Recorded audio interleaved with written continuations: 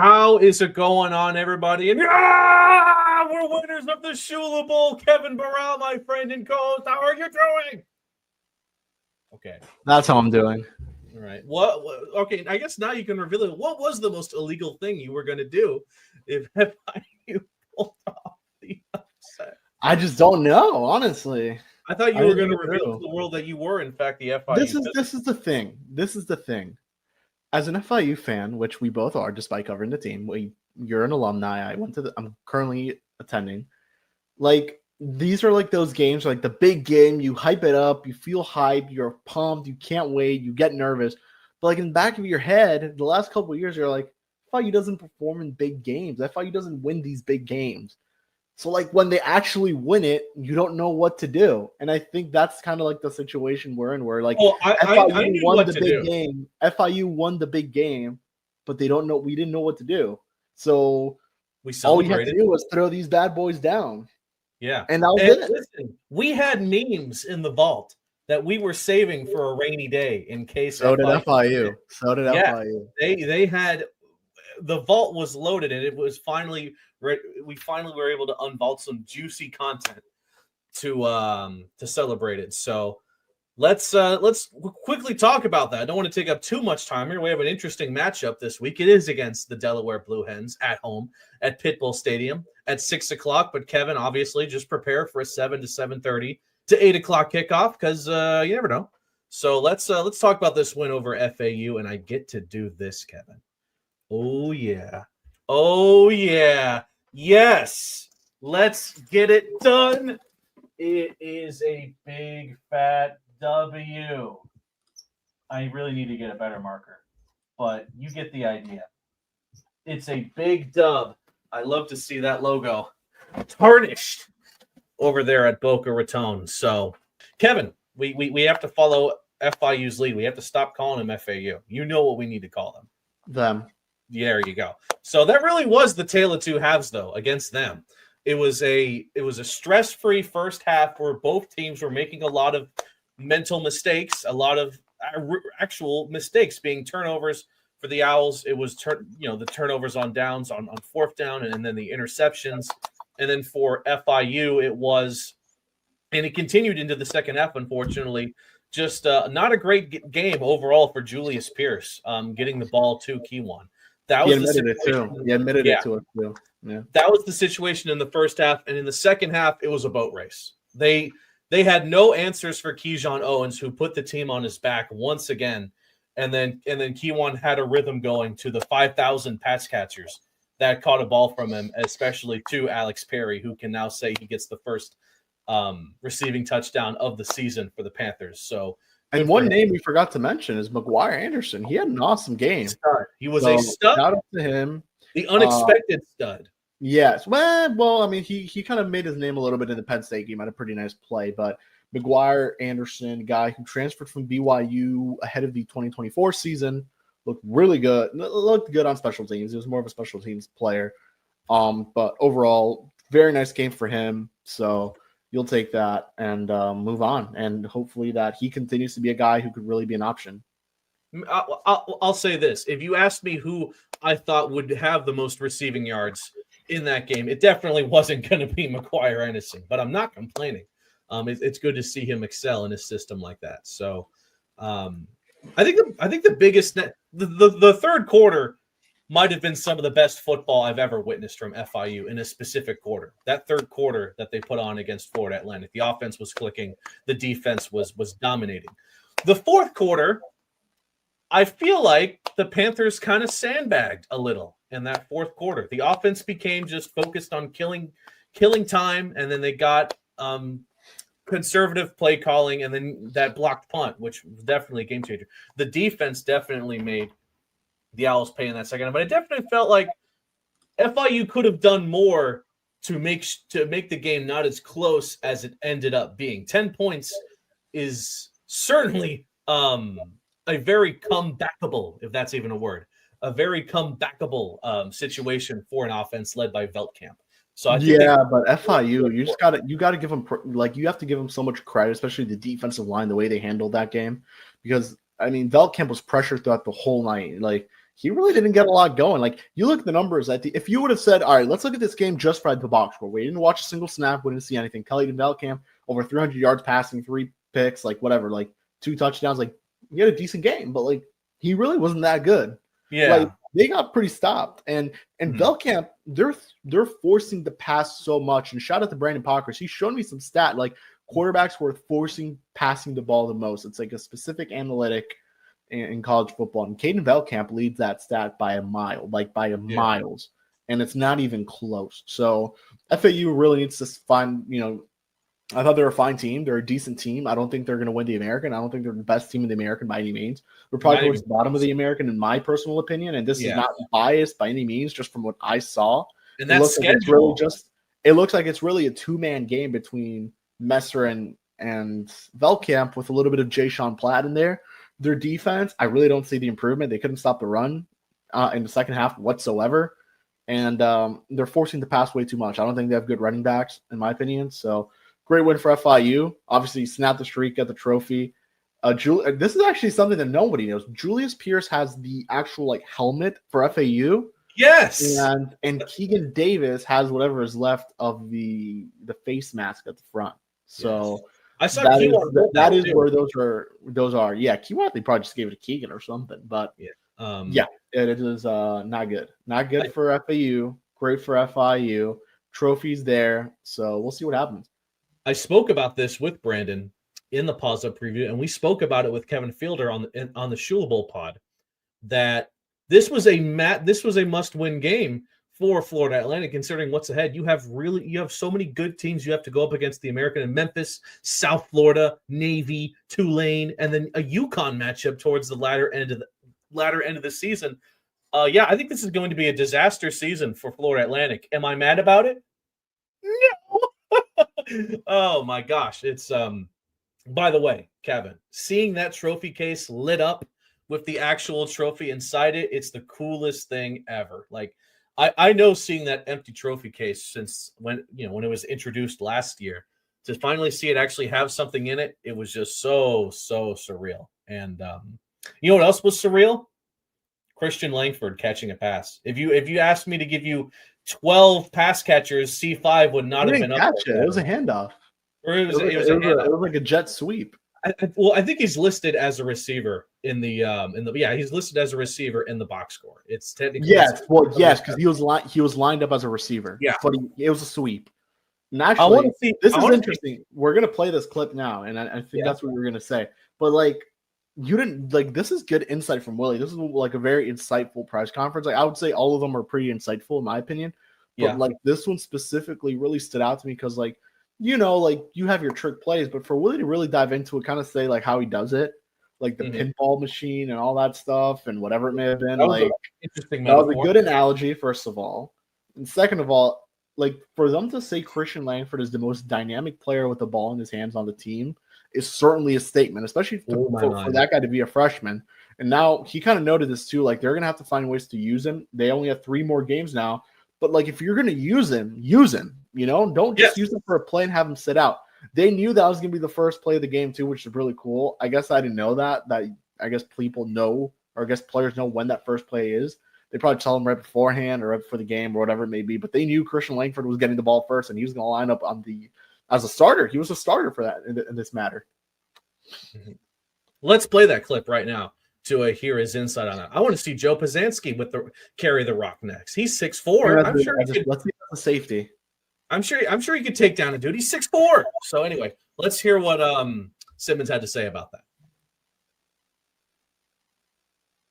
Well, he's a very dynamic guy, and we're trying to,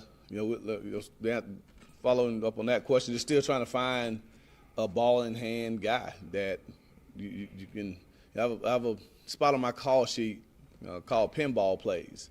You get a pinball machine. My kids love gumballs, so you just put a quarter in, roll it. You might get blue, you might get white, you might get orange. They always complain when they get, I forgot which color it is that they hate to get, but it's hey, that's the luck of the draw. You can't control what you get when you spin it, and so we have that to where you want to have 4 or 5 names in that to say, okay, if I want this guy to get a touch, this is a play that guarantees that the ball gets in his hands. If I want this guy to get it, here's a play that guarantees. There's no progression. he's getting the ball on this play. And I've always had that. We just haven't been able to do that this year. Obviously, Ocassion's a running back, so you don't have to put the running back in the pinball machine. You just call a run. But if you want to get the running back in space, maybe that goes into that pinball category. So C5, has shown that he's probably the most dynamic guy we have with the ball in his hand. So trying to find some creative ways to get him in space. We may expand that package. Coach Coleman and I have kind of talked about it. Is there a way to do that but still preserve his red shirt? Obviously he gets to 4 games, so we don't want to burn it with him playing 1 snap a game. So we got to be smart and strategic. But he's a dynamic football player who's got a very bright future here. But we just got to make sure we're smart with him and that we don't burn a year. I want to see Clayton Dees turn into prime Eric Rivers on one play here. So anyway. He's never taken a snap, which is crazy. Well, let's wrap up here as we start to transition now towards getting you ready for our FIU's game against the Delaware Blue Hens. Let's quickly hear about Coach Gator on the Shula Bowl. We all saw what Gator did. He was a little bit premature in grabbing that trophy, but do you blame him? Hell no, I don't blame him. Especially him. Here's his thoughts on the rivalry. Oh man, it was a relief a little bit.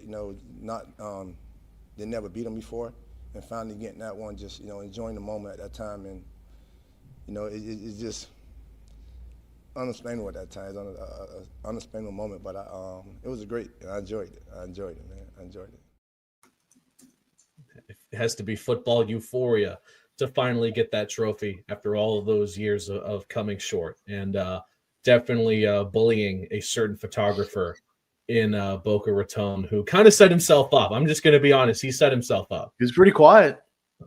He was pretty quiet. But we're not going to talking about our upcoming matchup, the Delaware Blue Hens. Our first CUSA game of the season, Kevin. And CUSA, it's a conference where I really feel like there's no clear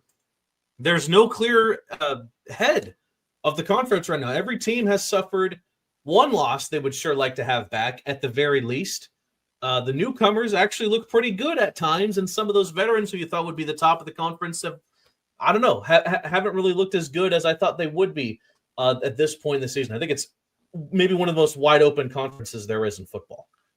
Yeah, it's been a weird start in CUSA, right? I think Sam Houston, who a lot expected to be really good, I never bought into the hype. They're 0-3, about to be 0-4 because they're losing to Texas on Saturday. I believe Western Kentucky is 2-1 because they had a bye week last week. So they face off against. You want to tell me? We're going to get to the CUSA picks here in a minute. What team do you need? What team? Who's Western Kentucky facing this weekend? They are taking on Nevada. Okay, pretty good team. Who just lost to Middle Tennessee. More on that later. All right, let's save that towards the end. I like where we're at in CUSA. I think Willie said it best, and we're going to play the clip. Every game is a game. It's not like you're going to get blown out by a team. And we will talk about this when we get here, but the only game remaining on the FIU schedule where I feel pretty scared, to be honest with you, where I know FIU is probably not going to win, and I hope I'm wrong, is the Western Kentucky game at Western Kentucky. Aside from that, I think FIU has a shot in every single game. Like Jack State is a little bit better than I thought they'd be. Liberty, they're playing real FBS teams now. They're not playing a cupcake schedule in non-con. They're losing. Come on, man. James Madison. No power conference team. I'm just saying. But you're playing group of 5 teams that could potentially be the CFP contender, right? So, yeah, I like where we're at. I think Liberty's playing like Virginia Tech next year or something like that, or in 2 years. But yes, the conference is much better. I think 2 newcomers are cool to have. They've been good. Like SMU was, Missouri State kept it close with SMU. Missouri State beat Marshall, Sun Belt champs from last year. I know that team's completely different, but still, regardless, still a big win for them. Delaware beats UConn, making UConn a pretty beatable team now in CUSA, and FIU has to face them next week, and so does FAU at some point. But yes, I like where we're at with the conference. I think Willie said it best. There's the conference has kept it close, regardless of how do I say this? The conference has kept it close with power conference teams, which is impressive, and I think CUSA is certainly on the rise. especially if they add another. They need to add teams because La Tech's leaving, UTEP is leaving. I think those are big losses in other sports, not in football specifically.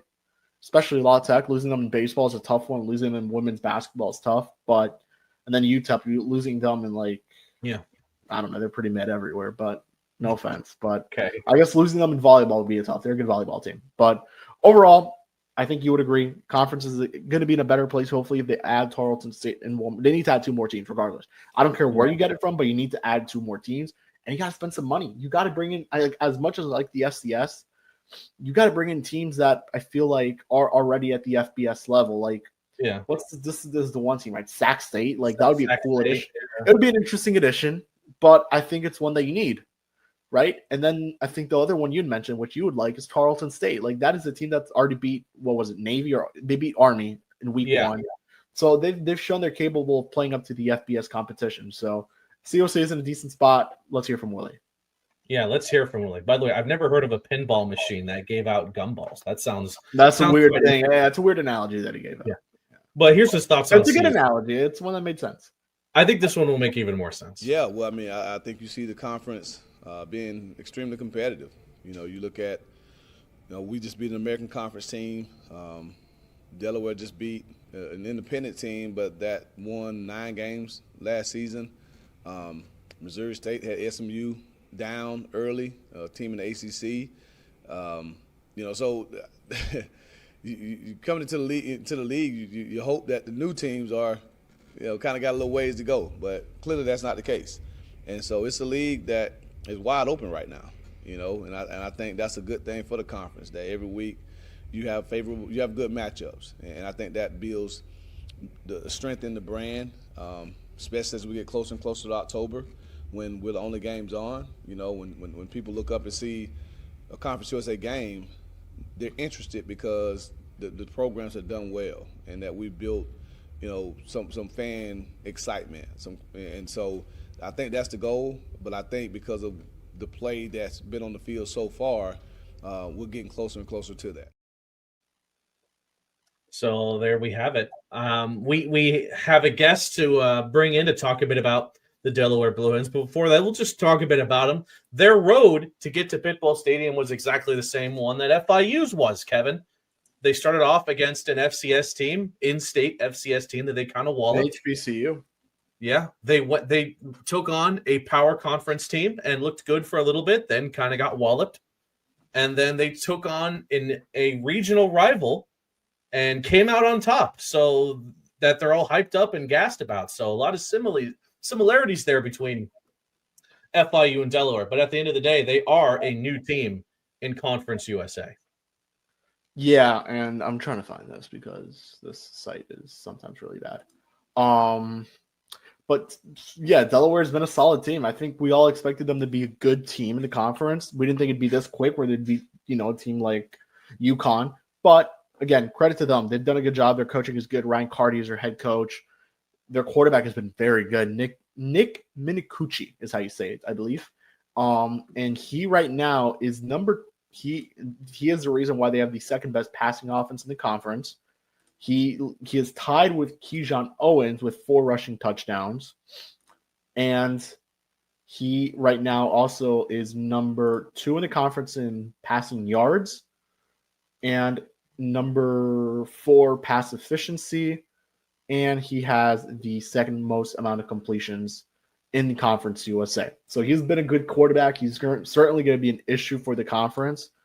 And right now, Delaware's Kyrie Duplessis, I think is how you say it, leads the way with 263 receiving yards, 2 touchdowns. Delaware also has Joe Silver, 260 rushing yards, 2 touchdowns this season too. So they're a good offense. They have a good offensive lineman who they think could go to the NFL. And I'm going to try to find that name now in a bit. But overall, Delaware's a good team. Their defense is going to be interesting. It's one of the worst passing defenses in the conference. But worth noting, FIU's passing defense for some reason has been really bad this year. It's number 10 in the conference. So that's something to keep an eye out on. But FIU continues to be a good team to stop the run. Delaware, on the other hand, is number 5 in the conference. So FIU 4, Delaware 5. Delaware with the 5th best rushing offense. FIU with the 2nd best rushing offense. And I think FIU really needs to open the pass game just a little bit more against Delaware. I think Q1 noted this. They're going to give them quite a bit of time to pass the ball. They're going to put some pressure, a little bit of pressure, not enough. They're going to really, I think, try to stop the run more, close the runs, and force Q1 to pass. But also, I think something we could note here is like the way FIU is being played off at like on the offensive side, like the way they're playing defense, they're playing FIU super interesting, right? Because everyone knows Kewan Jenkins, Conference USA preseason offensive player of the year. FIU was one of the better passing offenses in the conference last season. And it's a pretty much more or less good amount of returners. And you're bringing more of an air raid offense, which people are aware of that Willie ran at FAMU or Nick Coleman had, So you tell yourself that, and it's like, all right, let's kind of attack the run. And people with KJ kind of underestimating him, it's certainly interesting. So I'm curious to see how this match plays out, where Delaware's a solid team to stop the run. Now, will FIU kind of force the run to kind of open the pass a little bit? So I'm curious to see if that's the case. And hey, if there's a game where Q1 really gets it going in the passing game, it has to be this one because Delaware can't stop the pass very well. I think FIU's lack of stopping the pass is just more because they really haven't thrown the ball a lot. They've played a team like Bethune who really had a lot. It's like, I think the reason for that, to be honest with you, is a lot of chunk plays, a lot of explosive plays, which FAU ran at the start. Penn State had one of their touchdowns as a very big passing touchdown. And Bethune in the first drive of the season for FIU, it was 2 big chunk plays. So you look at all that, and honestly, like you have to tell yourself, like, all right, like let's find a way to get that passing game, the passing defense going a little bit, and you're going to find a way to stabilize it now within the next couple of games, I think. It is time to hear from our guest for this Paws Up preview is none other than Dan of the Feathers and Field Goals podcast, one of the newest members of the CUSA podcast roundtable. I'm really excited to see his insight on what he has to say on those fighting Blue Hens up north in the Northeast. So let's hear from him right about now. How's it going, everybody? We hope you're enjoying the episode of the Paws Up preview so far as we get ready for this home contest against the Delaware Fighting Blue Hens. So who better to bring on than the Feathers and Field Goals podcast, specifically Daniel Steenkamer, who has been kind enough to hop on the pod and talk a bit about those Fighting Blue Hens. Joe Flacco, if you will. How are you doing, Daniel? Well, Jake, it's a pleasure to join you. I really appreciate the opportunity. And like we were talking about a little bit of off the air here, it's always a quick game week. It goes by so fast when we're kind of doing a mutual home and home on the podcast with our mutual appearances on different shows, all leading up to the game Saturday night. So I'm doing great and fired up to be here. It's always a privilege to represent the University of Delaware in kind of this forum in this capacity. So very happy. And you're going to be representing them on the road as well. You're heading into MIA Saturday evening. So, my gosh, you'll be repping the Blue Hens here at Pitbull Stadium.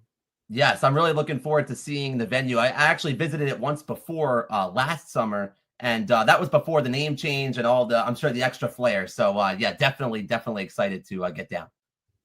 Sick. So let's talk about those Blue Hens. They're 2-1, right? They got to this game in a similar situation to us. You beat up on an HBCU squad. You have some good looks here and there against a power conference opponent, but ultimately take the L. Then you beat a regional rival that has gassed you up for this game where both teams collide. But from Delaware's perspective, being their first season in FBS as a member of Conference USA, I mean, a 2-1 record to start the season. Has that met your expectations? Did they break them, or did you think they should have pulled off the upset against Colorado and be here undefeated? Well, I think if you ask Delaware's coaches and some players, I mean, you look at the way things went in Colorado. Delaware was in a 3-point game against the Buffs out in Colorado, very close to the end of the first half. Ultimately, Delaware lets up a touchdown that erased the momentum that UD had put together in the first half at Colorado. But that was always going to be a tall order in the grand scheme of things. And I think looking at it in totality, the first set of games, yes, Delaware is on pace. It came by the skin of its teeth against UConn in OT. But for that to be the home atmosphere, pushing things to overtime, rallying in a late high-pressure situation, it really has, I think, juiced up this fan base and encouraged Delaware fans to really have high expectations, just like they held coming into the season. Delaware fans may have a little bit more of a sense of what Delaware has to work with. I think the UConn game was always kind of viewed as that measuring stick game, to use that tired phrase, that sense to really, in this first FBS year for Delaware, get an idea of what you're looking at with this roster that has been really crafted and built with this year in mind. And at the helm of it all is Ryan Carty, the former player at Delaware turned head coach. Spent some time conveniently with Sam Houston State as an OC, but obviously that was way before the CUSA days for the Bearcats. But I digress. Talk a bit about Carty, if he is the right head coach to bring this team to FBS. It certainly seems like it at this point. And is it really time to party with Carty? Party with Carty. Now, that's a good one, because we've called sometimes, or I've tried to get it started in the group chats. Some of my friends, afternoon games back at home in Delaware, calls them Carty parties or a Carty Darty or whatever you want to, rhyme with back at home for home games. But Ryan Carty, what you need to know about him as head coach of Delaware, I think, to start, an alum of the university, was a reserve quarterback on Delaware's national championship team at the FCS level in the early 2000s. So a man who really understands UD football, through and through over the years. And he spent some time away, really becoming a well-respected offensive coach over the years at the University of New Hampshire, and then at Sam Houston, which of course goes on to CUSA, like you mentioned. But there's an anecdote, I think, from last week's game that I think sums it up, where Coach Carty, he got the permission to wear the old school script D cap on his head, a navy blue hat with the retro letter D, that a kind of hat that actually these days there continue to be discussions about the trademark, that they got the approval to have it on Coach's head, to Detroit Tigers kind of look alike in the modern era. So anyhow, not to get all in the weeds, but UD covered its bases and Coach was able to wear the hat. And I bring it up because he wanted to pay tribute to Coach Tubby Raymond, the legendary head coach at Delaware, a 300-game winner earlier in the program's history. The field is named after Tubby at UD, and Coach Carty really wanted to take the chance to, especially with the timing of it being the first FBS opponent coming to Delaware's home in this FBS season for UD, an old school rival from years ago that would have been playing Delaware in the Raymond era. Just the little things, it's not like it quote matters what the coach is wearing for the drip and for the pictures and what have you. But first of all, it was a good look, but also more importantly, I think that was symbolically very fitting, because that's kind of the thought that goes into things, I think, when you have an alum in charge. Yeah, definitely. It's quite common for, I know, the baseball programs to have logos that kind of sort of lean into MLB teams. Obviously, Delaware has the Detroit D. FIU has the Panthers font. That's the old San Diego Padres, like when they were still blue and gold before they went to the mustard and chocolate. I digress. Getting a little off topic here. But, we love uniforms in attire. You and I, we could go back and forth, but don't want to spend too much of your time. Well, okay. Then here's a silly question: is it the Blue Hens or is it the Fightin' Blue Hens officially? Because depending on where you look, they have different definitions of what this team's name is. Yeah, well, actually, I'm really glad you asked, because Ed LaFerge, Delaware's SID for football, who has just been promoted in the department over the years. Ed's done a great job, so happy to recognize him on this platform. He's helped make it the push that, Delaware's full name is the Fightin' Blue Hens on first reference. So the team name is the University of Delaware Fightin' Blue Hens. Now, on second and third references, oftentimes we'll go by Blue Hens and Hens, and you'll hear Delaware fans say "Go Hens," every time around the clock. But the official team name is the Fightin' Blue Hens, with the apostrophe there, Fightin'. Yes, that's very important. We hear people say fighting, but that's not really the name. So, yeah, all these first-year things, introducing ourselves to CUSA, that's among them. Yeah, it's always good for a bit of clarification. I mean, FIU, we're doing it as well, where a lot of teams still use the full Panther logo with the FIU script up top, but that's not the case anymore. We just use the Panther head. Looking good. I think that's just. Yeah. Always love a bit of a clarification. Now it's time to clarify about this Delaware Blue Hens team and what's really been making them click thus far this season. I think it all starts with your quarterback, Nick Minicucci. Just talk a bit about what he's been able to do thus far this season. I know it was a big battle leading up to the start of this season with your starting quarterback, and he ended up being the guy that got the nod, and I think it's been smooth sailing for the most part here on out. Nick Minicucci has been ready when his name's been called for Delaware. He's a gritty player. I think he's a grinder. And you use those descriptions kind of maybe willy-nilly sometimes, but it really applies to a quarterback who's so capable to take a hit, throw a block. I mean, the amount of contact that Nick Minicucci loves to initiate or be a part of, it actually kind of stresses out Delaware folks in some ways, because Nick Minicucci is actually Delaware's second quarterback in terms of the tier to start the season. Zach Marker had been the starter for Delaware to begin the campaign. Marker was that QB1 against Delaware State, suffers what's looking like it's shaping up to be a season-ending injury at Delaware's QB spot, but Nick Minicucci coming in Zach Marker's stead. Minicucci has a history of, like I said, rising to the occasion. He was called upon for Delaware in a 2023 FCS playoff start at home that turned into one of the great classic wins in Delaware's recent history. And that was an early appearance for Minicucci in his career. He was a freshman, so a rare freshman postseason appearance. And now you go to Minicucci, if I'm doing the math, it's hard to imagine he's already a junior, because last season in 2024, as a sophomore, he spent a good number of games starting for Delaware late in the year, helping Delaware preserve Zach Marker's eligibility for now this season, which of course has taken a turn with Zach, unfortunately. But Nick Minicucci has really, I think, just continued to evolve. The quarterback zone read run, you'll hear a lot about. I'm sure you already have this week, coming off of what Delaware was able to get done in the QB run game against UConn. Nick Minicucci, I think he's making good decisions to protect the football. When you're making a QB read, whether to keep it yourself or hand it off or go with a throw to the outside out of the shotgun in Delaware's shotgun offense, there's so much decision making that goes in a flash for the QB. So for Nick to keep the turnovers to a minimum this season thus far in his appearances has been major. When Delaware protects the ball and gets explosive plays of 25 plus on offense, and maybe scoring plays of 40 or 50 plus, that's how you know the offense is healthy for you, Dave. It really is an offense designed for scoring from 40, 50 yards out. It actually maybe gets a little trickier when they're in compressed fields. So when they are in those compressed fields, it's Minicucci a lot of times burying it in the end zone. So I think that kind of sums it up for Nick so far. This is an offense that, when they get the opportunity, loves that option play type system. Maybe not to the extent of the academy schools like Army and Navy, but they know their way around a triple option if push comes to shove. And I think Joe Silver is one of the headliners when it comes to this running game for the Blue Hens. I wouldn't say it's the most standout running attack in Conference USA. I think it's definitely very good, but what should we be feeling about this running game for Delaware? What's the biggest concern that this FIU rush defense, which I do consider to be very good, what's the biggest concern they're going to have in this game?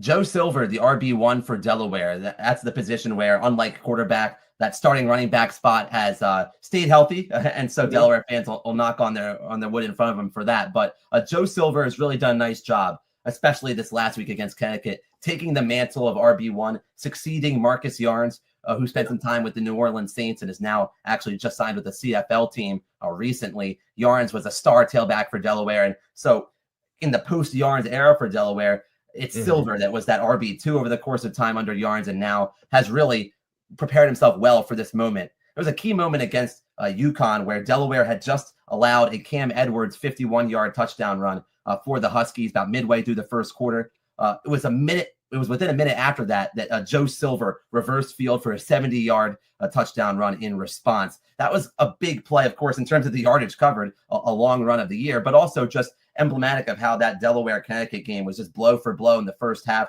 trading scores, Delaware having an answer, and Silver was the major reason for that, making a play.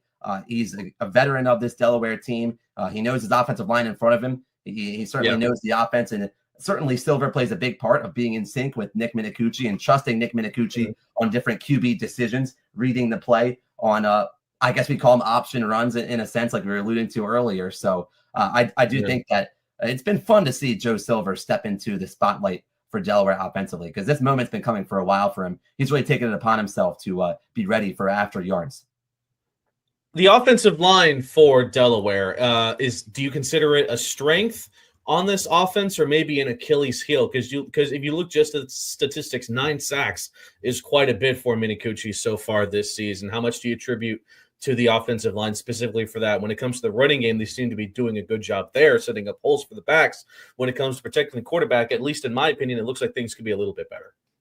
Yeah, I think that's fair to say, looking at the overall box through the year in a sense. I think that UConn did present some unique looks on defense. UConn actually kind of plays a pretty good variety of defense with an odd front that Delaware actually deploys as well. Yeah. So got to give credit to UConn as well most recently and getting home a few times in that ball game. But Delaware's offensive line in general on paper, I think the team and the staff feels is a true strength and maybe a highlight of the team on offense. I know Delaware is, in a sense, known for skill position talent with it's been a pretty high scoring offense at times under Coach Cardi as he's an offensive mind, but Delaware did just return starting center Steven Demboski, the CUSA Offensive Lineman of the Week. Getting Dembo back, as we call him, was a big spot for Delaware because it allowed Delaware to kick another veteran of Fenton Bros, or an even older veteran, I should say, Fenton Bros, back to guard one of the guard spots Fenton Bros occupied against UConn.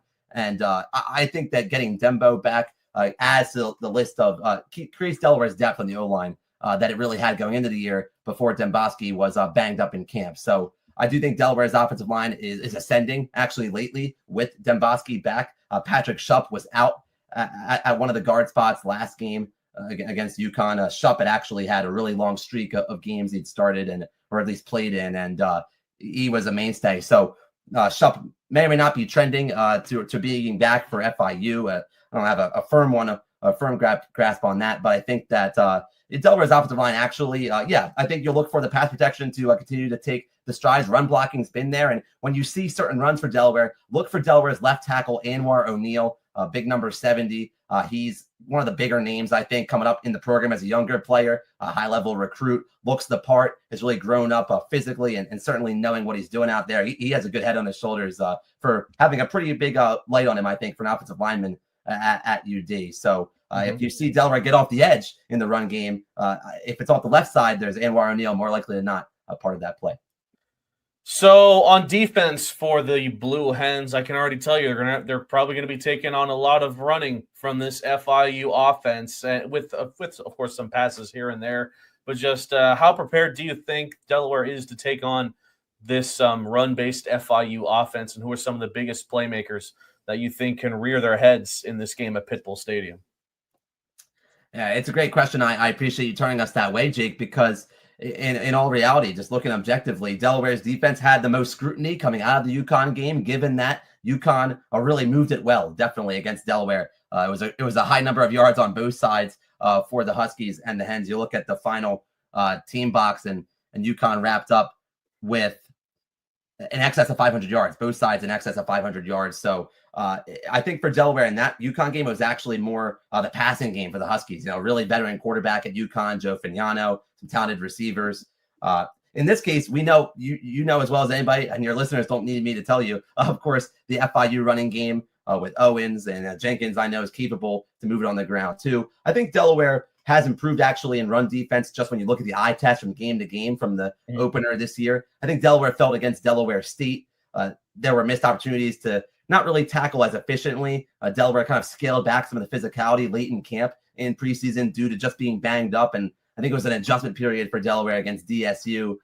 Delaware's defense, I don't think, was all that happy with the tackling grades that come out of that one. Against Colorado, Delaware's defense really hung in there. A couple explosive plays to end the first half and start the second half that Delaware can't get away with against that level of an opponent. But all in all, Delaware's defense hanging tough, not letting Colorado run away with it, despite the Delaware offense having trouble finishing drives. So I actually think Delaware's defense prior to UConn had built up a pretty good batch of momentum from improving from week 1 to week 2. You saw Delaware's defense get in the backfield a lot more against Colorado, actually. So there's the chance for more, but the biggest names for Delaware to turn things around on defense, I think it actually starts defensive line-wise. Defensive line-wise, that group was at the focal point to get close yardage stops against UConn in late in regulation and also in overtime to set up the UConn overtime field goal on the first possession of the extra frame. So I look at Jack Hall is a 6th-year defensive lineman for Delaware.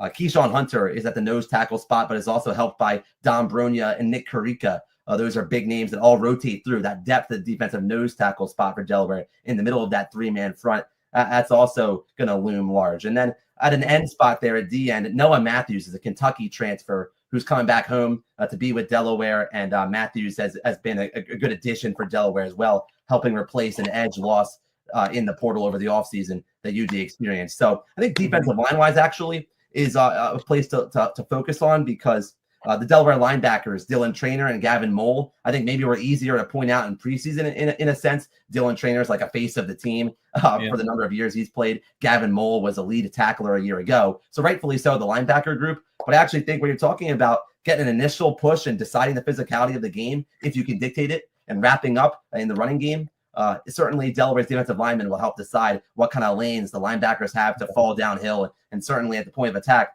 how do Delaware's D linemen handle what's been a really well-coached physical bunch is the way it's been described at FIU. All right. So regardless of what happens at this game at Pitbull Stadium this weekend, we know a few things. One, unfortunately, regardless of how good Delaware will be, they won't be able to compete in the CUSA title game due to regulations with NCAA and all that jargon. So, but still, in your eyes, what would you consider a successful season for Delaware in their first year in FBS, and are they already on track to meet those expectations?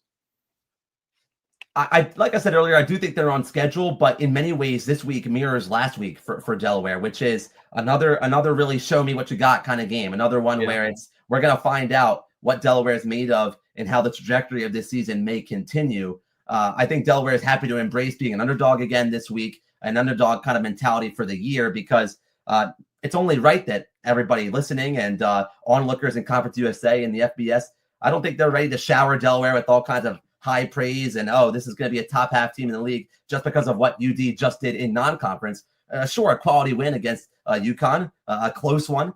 Delaware had chances to make it maybe not as close. And Florida International has a great win over FAU that we can just say it's all chalk, right? I mean, both sides mirroring each other in that way. So I think for the overall success of Delaware's season, how that's dictated is about to be discovered starting on Saturday night.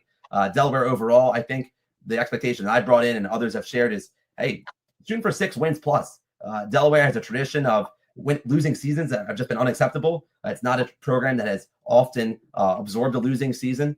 Delaware understands that this is a whole new ball game, an animal, and so it doesn't come from a place of complacency or from arrogance that, oh, it should be 6 wins because, oh, look at the schedule, it should be 6. That's not the mentality, but I think more so it's Delaware wants to maintain its same level of belief and expectation, carry it over from FCS to FBS, because that's part of the reason that Delaware was successful during a transition year, closing out FCS in 2024. Yeah. It wasn't some, oh, we're going to pack it up for this year because we're going to put our eggs in the following year's basket. That consistency of expectation led by the tone set by Coach Carty, that's why Delaware is seemingly well positioned. So why change that now? I think is sort of some of the fan base sentiment, and I would think in a similar way some of the program and team sentiment. So to sum it up, to stop yapping at you, I would say it would be 6+ wins. And I circled in preseason, this FIU game is one of a trio of road games that's going to be so critical for Delaware in league play. I mean, Delaware also heads to Jacksonville State and goes to Sam Houston.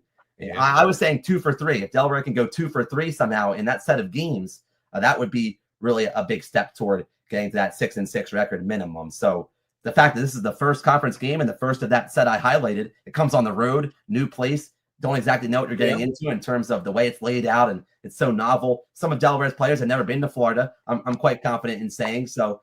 Getting all the oohs and ahs out of the way the day before, maybe take some pictures of the palm trees and all those things and get that squared away first. It's just part of the journey that Delaware is embarking on. But to succinctly answer, that journey, Delaware wants to certainly be at 500 or better. Okay. Alrighty then. Well, we hope you enjoy Conference USA, and you specifically, we hope you enjoy Pitbull Stadium on Saturday night. But please let the FIU faithful know where they can follow you and the Feathers and Field Goals podcast to see what you guys are cooking up ahead of this game against FIU, and just general Delaware content that they should be aware of moving forward. Thanks so much, Jake, for that. It's been a lot of fun. It goes by so fast, as I said, I guess a little bit earlier. But feathersandfieldgoals.com is the home website for the Feathers and Field Goals podcast. You'll find our podcast there, along with, I mentioned the website because there'll be written content by Bryce Leslie so far this year, one of my co-hosts on the show at Feathers and Field Goals. We're doing a good bit of weekly written content. I think maybe a nice kind of written guide to kind of have up maybe on game day, get kind of a visual sense of what you're looking at on this Delaware roster, rather than just listen to me go 100 miles an hour. But also Feathers and Field Goals podcast. You can search it up, Instagram and Twitter. We're right there. I'm at Dan Steenkamer on Twitter as well. And I think that sums it up. We are going to continue on a Thursday release schedule for our shows for Saturday games. And if you find our socials, you'll see some of the changes we make for the weekday CUSA as well. But yeah, we're going to be also dropping our own episode Thursday this week. All right, Daniel, again, thank you so much for spending some time talking about the fighting Blue Hens. So let's get back to the Paws Up preview, where Kevin and I will be going over a look around Conference USA, make some predictions, and lastly, game picks at Pitbull Stadium. How is it going, everybody? We hope you enjoyed that segment with the Feathers and Field Goals podcast. Be sure to check out their channel. You might see a certain face over on their preview going over what to expect from the Panthers side of things for this matchup. So, Kevin, what are your final thoughts here as we get ready to talk about CUSA and whatnot? What you really want to see from the Panthers? I mean, first of all, I want to see a win. It's Biscayne Blue Night. That's also cool. This is cool. I've seen the field. It looks dope. We know what the jerseys are at this point. So yeah, I'm excited. I'm excited to see this game. It's certainly the conference opener. Hoping to start 1-0 for 2 straight years. And keep Willie Simmons' win streak alive. It's like 22 games now, going back to FAMU. So yeah, let's take a look around Conference USA, shall we? Around CUSA, checking in on our foes. Now, let's take a look at what happened last week. And again, Kevin, I feel like we could be doing better pick-wise. I'm just saying. It's still over 500, though. It's still over 500. It's still over 500, but let's see what went on here. Delaware beat UConn in an absolutely crazy game, Kevin. Defense is nowhere to be found, but this was a sick game. Yeah, I watched a little bit of it in the press box during our weather delay. And Delaware took it all the way to the end, and they won. Don't let that 28-10 final score fool you. At halftime, Missouri State looked like they could pull off the upset here against SMU, but sadly did not ultimately happen. But not too bad a showing against a CFP team in SMU. Yeah, it was impressive. I was expecting it to be a little worse than what it was, but shout out to Missouri State. They've been good these first 3 weeks. Actually, 2 out of the first 3 weeks. We will not talk about the USC game, but yeah, got to be happy with how this ended up looking, at least in the final score department. Scotty Walden, you kept it close with Texas as the general college football media have more and more questions about Arch Manning and if he's really him there at Texas, but not a bad outing for UTEP. He may suck. He might. Arch Manning, he may suck. Middle Tennessee defeats Nevada on the road 14-13. Now, I would love to dissect this game, but I'm guessing probably just about nobody actually watched this game. No. Yeah. Bowling Green beats Liberty. Good for them. Pudge the Cat now becoming one of the top faces of the college football world. And another tough loss for Liberty in this absolutely daunting non-con like you talked about, Kevin. I wouldn't say daunting, but I would certainly say tougher than the usual non-con for Liberty. Okay, Kevin. What? Kennesaw State defeats Merrimack. I think didn't FIU sweep them in baseball, if I want to say, or they took 3 out of 4. So they won. Yeah, that's about as far as I go with Merrimack. Obviously, FIU took down Florida Atlantic. Good feelings all around. That's the last Georgia Southern took down Jacksonville State. Kevin, I legitimately can't believe it. I felt so good about the road win for the Gamecocks. I did not see this happening. That was a good game. That was a really good game, and it went right down to the wire. And I will mention this one because shout out La Tech. Holy crap, 400 yards of offense in the first half, destroying the David Yost-led New Mexico State Aggies. So shout out to the Bulldogs, man. Good for them. You know, I hosted the preview for that game over at the round table, and they were making it seem like this is going to be a low-scoring, defensive-oriented game, and nope, they just blew the brakes off of the Aggies. So good. My gosh. So let's take a look at the updated standings. Kevin, you and I picked completely the same teams last week, so we both ended up with a 6-3 record. Where we went wrong, we both took UConn over Delaware. We both took Nevada over Middle Tennessee, and we both took Jacksonville State over Georgia Southern. So that leaves our total records. I have the slight edge, 25-7. Kevin, you're at 23-8. So it's anyone's contest. All right, let's do this. Yeah. All righty. Let's see what's going on here in this updated slate. We have 10 games on tap this weekend. The only Conference USA team that's not playing is going to be New Mexico State. They have a bye.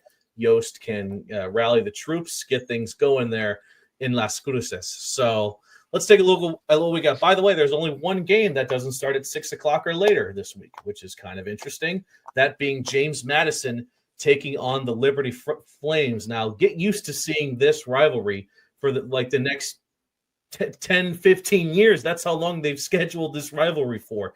But I do actually think it's a pretty fun rivalry, James Madison and Liberty. So, I mean, most things would probably tell you that James Madison will likely get the win here. But you know what? Liberty needs this win so badly because this has been a pretty disappointing start to the season for the Flames, Kevin. So you know what? Just because they're at home and they really need it, I am taking the Flames here with an impressive win over the Dukes. Give me the Dukes.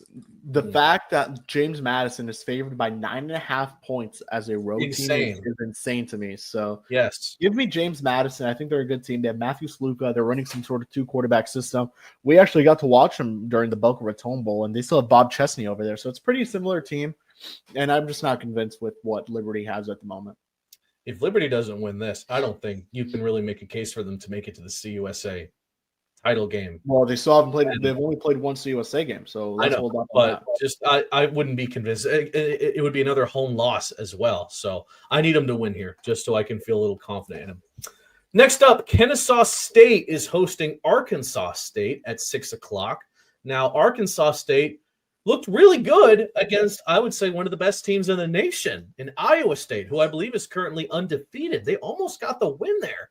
So I'm going to take Arkansas State. They're actually a pretty good team in the Sun Belt, and Kennesaw State, I think you and I can both agree, might be one of the weakest spots in USA in year 2 here. I'm going to take the Red Wolves as a road W. Yeah, give me Arkansas State. Just not convinced still from what I've seen from Kennesaw. I actually think they're just as bad, if not just slightly better than last season. So we'll save FIU to the end. Jacksonville State's taking on an FCS team. That's Murray State. The only thing I can really say about them is that Jack State. They were a big-time rival for my dad's alma mater in Morehead State for the longest time. But yeah, they're FCS, and Jack State I think is still going to be one of the better teams in Conference USA, even after that loss. I'm actually curious. What are the odds for this game? They should be pretty. No, there's no odds yet. Okay. No odds yet? Okay, that's fair. Middle Tennessee takes on Marshall. Now, I'm not going to fall into the Middle Tennessee hype train just because they beat Nevada in Reno. I'm not going to do it. Marshall already lost to one Conference USA team this season. I doubt they want to do that again. So I'm going to take Marshall on the road here. I'm trying to find the odds for this game. Here they are. Wow, this is a very tight game. Where is it? At Marshall? No, it's in Murfreesboro. They have Marshall favored by 2.5. So give me Marshall, man. I like what Zion Webb could do there. And yeah, give me the Thundering Herd. I don't think they want to lose to a CUSA team twice. Yeah. To lose to Missouri State at home was embarrassing. We both chose Marshall? We did. The only one we're not agreeing on right now is JMU. Okay. We'll see if that continues here as Missouri State takes on UT Martin, who Scotty Walden U just got by. Not a few weeks ago. Missouri State. I will take Mo State there. By the way, fun environment I'm noticing at those Missouri State.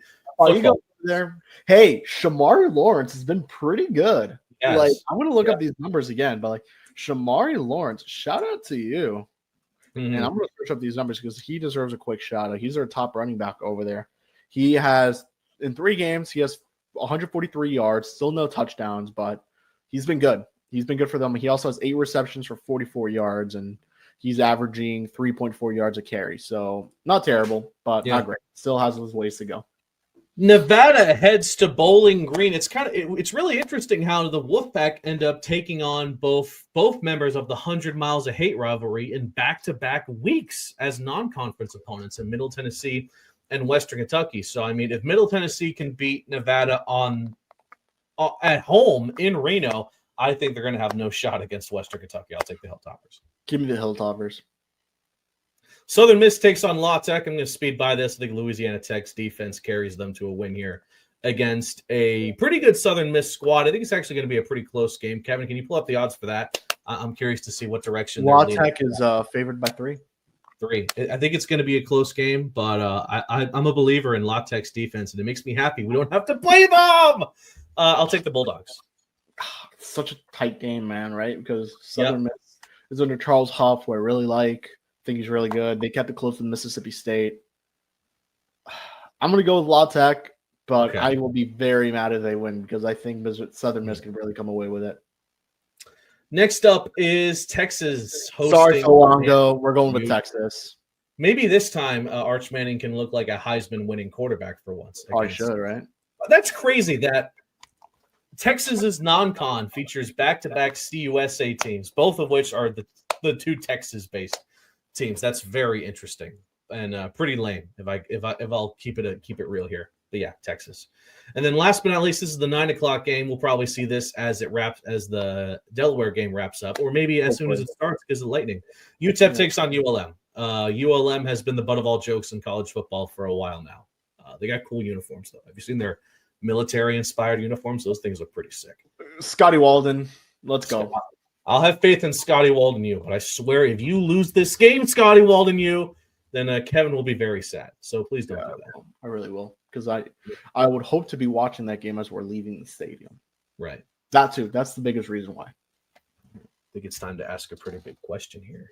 The first time around when it comes to taking on a Conference USA opponent, who will win FIU versus Delaware? But let's see what EA thinks. Now, if you thought last week's game against FAU was a cinematic masterpiece in the eyes of EA Sports, prepare to be let down for this game.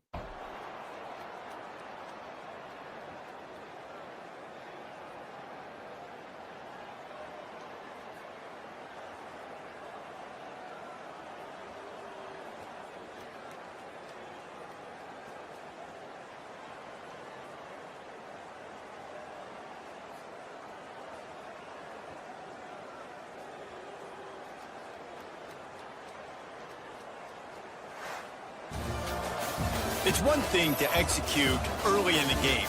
Tight ball game, right at the end. You need the clutch plays. These guys deliver. You might like this, Kevin. Tavares Dawson gets a touchdown pass in that game. I saw that in the stat line there. So 3 passing touchdowns for Key1. Sign me up. But we'll start it off here with you, Mr. Kevin. Who will win this game between the FIU Panthers and the Delaware Fighting Blue Hens? I think FIU will come away with the win. I just don't think Delaware will keep up with them. Or I think this will be a close game, kind of, until FIU kind of pulls away towards the end. FIU will win by final score of 27-14. Very close to the EA one. I actually really like the EA final score. Yeah. That's not bad here. So,